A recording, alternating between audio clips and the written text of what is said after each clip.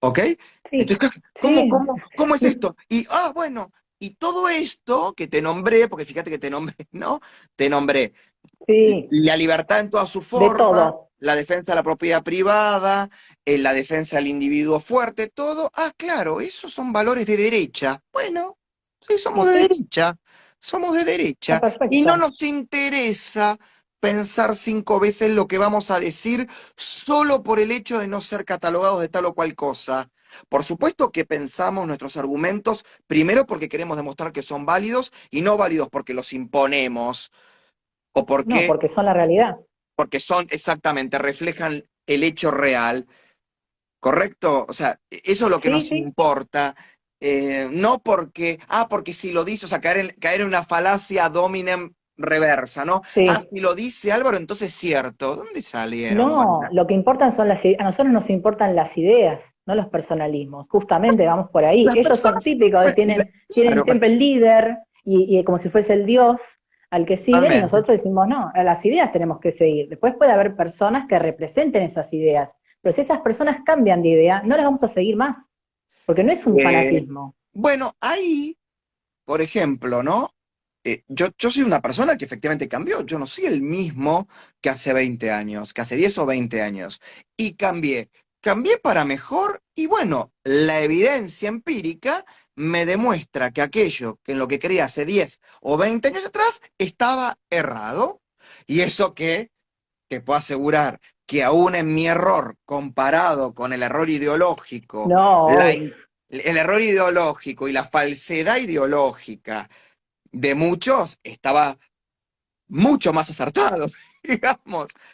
Y sin No, yo lo que embargo, me refiero es, por ejemplo, no sé, si el día de mañana mi ley dice no, hay que tener un comunismo, y bueno, entonces, o sea, los que claro, bueno, los sí, sí, siguen no lo van a dejar de seguir, porque no, cambiaste totalmente. En por cambio, del supuesto. otro lado vemos que Ahora, cambian de discurso totalmente, si nosotros pasan de un lado al otro. habláramos de la necesidad de rever el capitalismo en el sentido de que el capitalismo, justamente porque lo que lo caracteriza es su capacidad de reinventarse para enfrentar las crisis cada 10, 20, 25 años, no importa, que es Es por lo que distinto, es eso sí. atravesado, y en eso yo soy, mira, y en eso a mí esto me cuesta muchas discusiones con los libertarios, yo soy muy schumpeteriano en esto. Yo creo que justamente la cualidad, por lo menos en el campo de la economía, es la capacidad innovadora y destructiva que tiene el capitalismo. ¿Por qué? Porque destruye lo que ya es viejo, lo que es anquilosado, lo Ujú. que no sirve, y producto de las crisis, los movimientos de placas tectónicas, que puede ser de todo, puede ser una revolución, una guerra, una pandemia, el capitalismo no se deja exterminar, no se deja No, aniquilar, se no, reinventa. se reinventa, por supuesto, de una forma tumultuosa, de una forma, pero porque la vida es así, señores. ¿Por qué Y el sí, capitalismo no va a ser dinámico, complejo, emergente como es el propio ser humano? Entonces, eh, se rompió todo eso. ¿Y saben qué es lo que más le duele? Y ahí hago otra vez hincapié en lo del DIPI, que mayoritariamente se está dando en la juventud que adhiere a las ideas liberales clásicas o libertarias, o quizás un poco las más dogmáticas, son jóvenes de clase trabajadora, de clase baja o de los sectores vulnerables.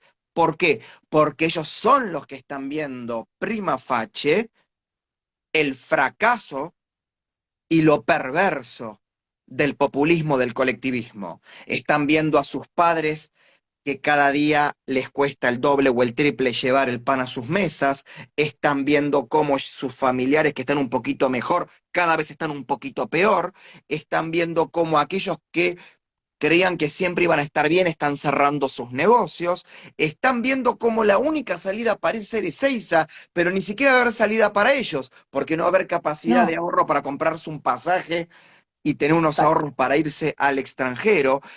¿Sabes por qué?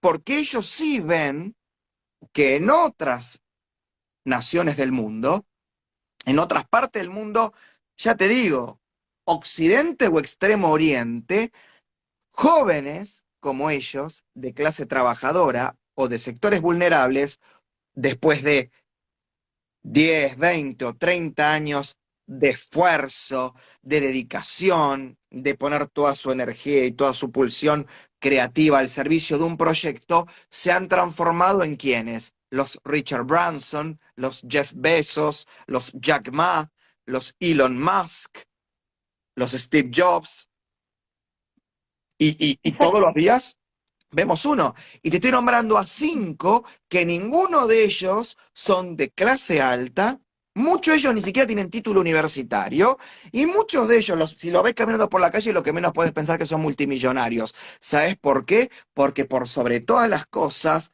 son, no parecen, son. Y esto es lo importante y lo que nos diferencia a nosotros de todos los hipócritas y tipos que tienen mala fe intelectual. Nosotros somos, para bien, para mal, más buenos, menos malos en lo que pensamos, pero somos. Y eso es una cualidad importante en este movimiento. Incluso hasta los que tenemos diferencias a veces irreconciliables, yo les reconozco, bueno, son. Y eso es importante.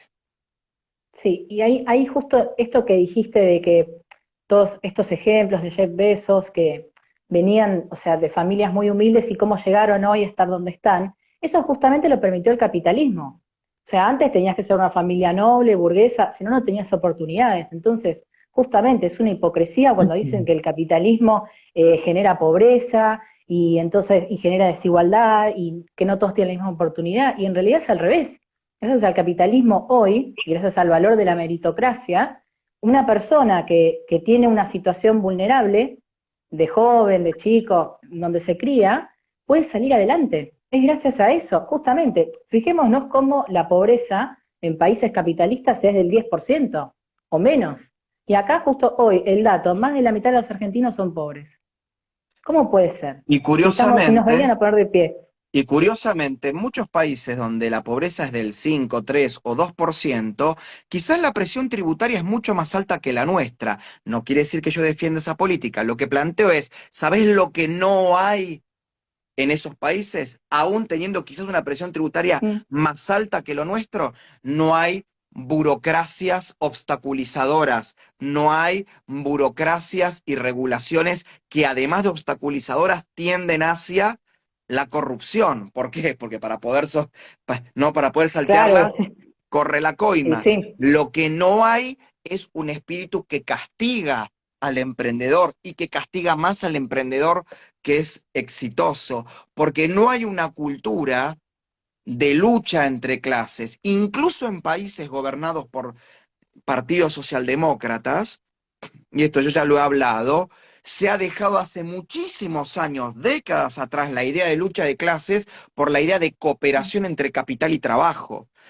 Y siempre lo acabo de decir ayer en una entrevista que me hizo el cronista comercial que está por salir, el Partido Socialista Obrero Español está camino ya no a una derrota atroz como la que sufrió en Madrid, por ayer. sino la No, que va a anteayer. sufrir en el año que viene, si no hay elecciones anticipadas, el año que viene en toda España, no porque es un partido socialdemócrata, porque ha destruido todo el proceso de renovación y modernización ideológica y programática que llevó adelante un líder que con sus aciertos y sus errores hizo de ese partido un partido de fines del siglo XX mirando al siglo XXI, que fue Felipe González. Felipe González, le quiero recordar a la gente que vive al día de hoy y que ya ha salido durísimo a criticar a los dos grandes responsables de la destrucción del Partido Socialista Obrero Español moderno, que son José Luis Rodríguez Zapatero y Pedro Sánchez. Ese señor primero sacó al PSOE del marxismo. Primera medida que él tomó cuando viene la democracia en España, dice, llama a un congreso de algo así como de reactualización doctrinaria y dice, señores, el marxismo no corre más en la Europa de principios de los 80. Punto número uno. ¿Sabes lo que fue para eso? Para un partido de fuertes raíces marxistas y además atravesado por un movimiento obrero absolutamente Revolucionario. extremista y revolucionario como era Mm. las comisiones obreras y la UGT, bueno, punto número uno. Punto número dos, llega el gobierno y dice, señores, nosotros somos un país occidental y un país que mira a la economía mundial. Entonces, señores, nosotros no podemos estar aislados, no podemos odiar lo que nos puedan brindar las otras naciones del mundo. O sea, no podemos odiar las importaciones, No, obvio. tenemos que abrir nuestros mercados. Entonces, señores, nosotros tenemos que ingresar al mercado común europeo, que después podemos criticarlo o no. Pero vos pensás No para la importa, pero la España mentalidad. post-Franco, ¿no? Eh, abrir la economía. Y para eso tenemos que tener leyes laborales competitivas. No puede ser que una empresa, para poderse abrir en España, tiene que pasar por trámites del orden nacional, trámites de la comunidad autonómica y trámites de la alcaldía. No puede ser que tenemos que estar bueno, ¿no? Sí, sí, Pensando ya en lo que nos va a costar echarlo al empleado antes de contratarlo. Esto lo dijo Felipe González. Después Felipe González fue el que puso un referéndum para ver si España ingresaba a la OTAN. Está- entonces, digo todo esto porque también hay gente dentro de nuestro movimiento que dice, ay, socialdemocracia o PSOE, cree comunismo. No, señores, a ver, veamos la historia.